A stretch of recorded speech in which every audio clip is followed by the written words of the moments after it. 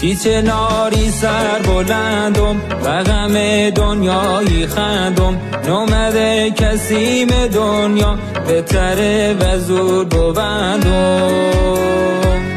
سلام و درودی فرستم خدمت تمامی همتوارل لرتبار از شمال تا جنوب ایران زمین. امروز دوم دی ماه در شهرستان رامهرمز خوزستان میزبان ایشا عزیزلیم با ویژه برنامه همایش ملی کوشش و نقش زنان قوم لر در طول تاریخ ایران. انشالله که مورد توجه همه شما عزیزل بوده. برنو قطارم غیرتی نوزین سوارم هنی هم نقش آفرینم به نسینه روزگارم.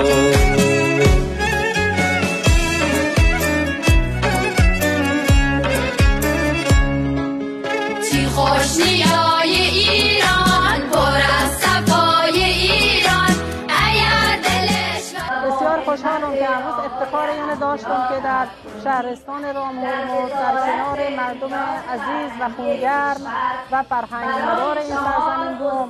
امیدوارم که این برنامه بسیار ارزشمند که معرفی سه بانوی مبارز و ارزشمند قوم لر و ایران عزیز بیبی خانم، بیبی مریم و بیبی قدم خیر بوده، این سه بانوی بیشتر معرفی بکنیم. با بدیم سی جوگری ده سم دست یک دای دستم دست یک چی خوش نیای ایران پر از صفای ایران اگر دلش بدرده پر از وفای ایران اگر دلش بدرده پر از وفای ایران. نسرین فرخی هستم، نماینده استان کوهگیلویه و بویراحمد و من افتخار حضور پیدا کردم در این جشنواره که لباس خودمونو، لباس لری اصیل ایرانی رو نسل به نسل به ما رسیده و ما رسالت داریم که این لباس رو به نسل‌های آینده منتقل کنیم.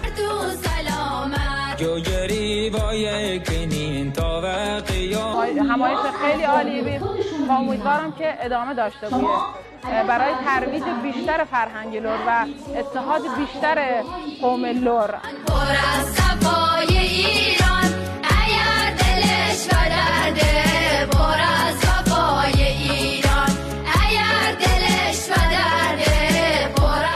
خیلی عالی بی و خیلی ذوق کردیم به خاطر اینکه تمام هنرمندان و زنان نقش آفرین رو زیارت کردیم و امیدوارم که همچین حرکت لیستی اتحاد ایلات مختلف قوم لر صورت بگیرد.